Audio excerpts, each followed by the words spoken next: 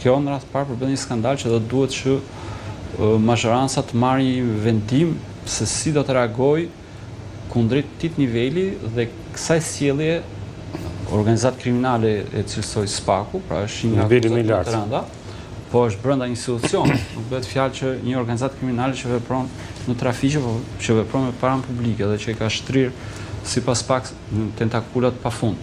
Dhe nga ana tjetër është dosja tjetër, ajo e zëvendëskryeministës Belinda Balluku me 11 tendera që janë dorëzuar të pak në parlament, që po hetohen me mbi 30 kontrolle që u bën fundjetorit në biznese, zyrtare të tjerë që kanë besoj mbledhur dokumentacion shtesë.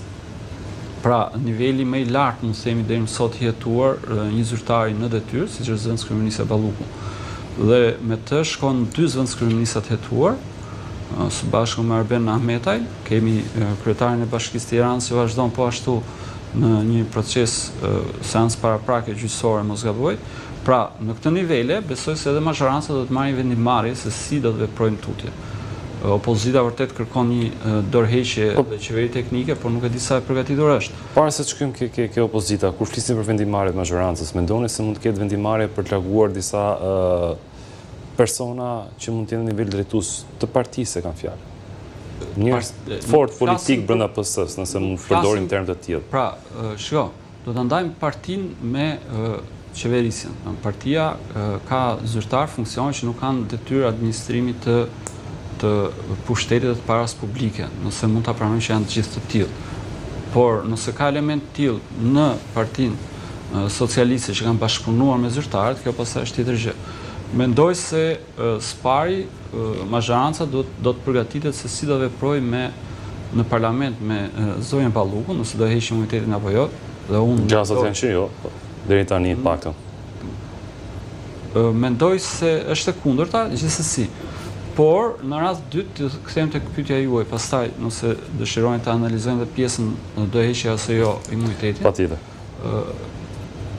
Mund të jetë ose përflitet në them nivelet politike një largim, pastrim, katharsis, nëse mund ta themi kështu, nëse kujtojmë lëvizjen katharsis të zotit Nano, pastrimit të mazhorancës, por pyetja mbetet si do ja vëmë gishtin ose si do ja vëmë gishtit personave që do largohen. Pra, a do inkriminojmë ne direkt që këta janë të inkriminuar, të hetuar apo të dyshuar dhe si pasojë do i pastrojmë, do bjem element të rinj.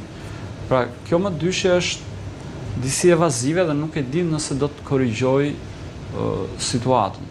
Pra, kush do jetë përfundimi që ne larguam këta që ishin zyrtar dhe mbajtëm këta të tjerë që ne konsiderojmë të pastër, pra shkojmë te ajo përgjegjësia morale ose legitimitetit, nëse a është më legjitime ky moral justifikimi për nivelin e korrupsionit, apo do duhet që këtë situatë ta anashkalojmë, ta shtyjmë sa të mundemi deri në zgjedhjet vendore, zgjedhjet parlamentare të tjera dhe pastaj aty do të jetë publiku ose zgjedhjet që do të vendosen.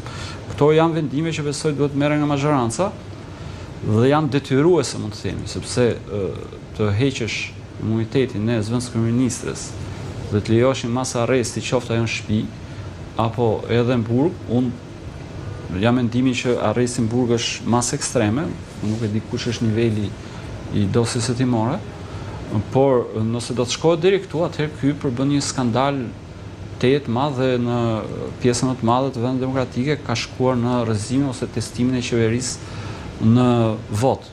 Nuk e di se kush do të jetë zgjedhja e Partisë Socialiste në këtë rast.